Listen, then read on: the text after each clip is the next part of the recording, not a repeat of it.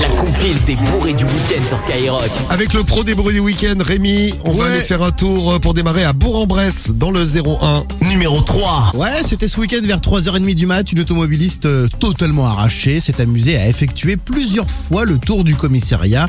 Musique à fond, ne me demandez pas pourquoi, elle était juste bourrée, voilà. Alors à un moment donné, les keufs quand même en ont eu marre, ils sont sortis, elle a été contrôlée, elle présentait tous les signes d'un état d'ivresse très profond. Elle a refusé le dépistage d'alcoolémie, elle a insulté les policiers, a même craché au visage d'une policière, pas bien. Elle a été relâchée à l'issue de sa garde à vue en attendant les résultats des prélèvements sanguins qu'on lui a quand même fait faire. Oui, a priori, ça devrait être chargé. Oui. Donc tu étais une automobiliste, toi. Oui. Eh bien moi j'ai une cliente. Numéro 2. À la place numéro 2 de la compile, c'était ce week-end à 23h à Toulouse.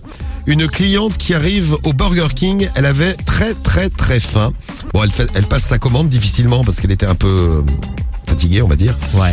Bon, mécontente du temps d'attente parce que bon, il faut le temps de préparer les burgers. Cette femme de 39 ans s'est mise à hurler en hurlant qu'elle avait les crocs. J'ai faim. Bon, l'attente était vraiment trop longue pour elle. Elle s'est mise à mordre une employée à la jambe. Elle avait vraiment très faim.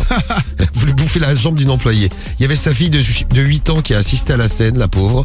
Bon, la dame a été placée en garde à vue et sa fille a été remise à un membre de la famille en attendant qu'elle dessoule.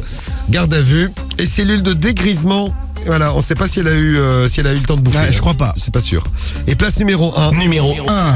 Nous sommes en Normandie, à Hérouville, tout près de Caen, où un homme a tenté de voler un camion de pompiers. Voilà, complètement bourré. Il a expliqué qu'il voulait juste jouer avec les gyrophares. Les pompiers étaient en intervention. Ils ont vu un homme monter dans le camion. Il a tenté de le démarrer, puis il a calé car il y a un système anti-vol. Il a refusé de descendre et les soldats du feu ont dû appeler les forces de l'ordre. Il a écopé quand même de 6 mois de prison avec sursis, 70 heures de TIG, 850 € de dommages aux pompiers. Ah, quand même. Ouais, quand même. À qui il a mis la portière dans le visage, quand même. Et puis 1 € symbolique à la caserne. Voilà, il s'en est passé des choses. Merci Rémi.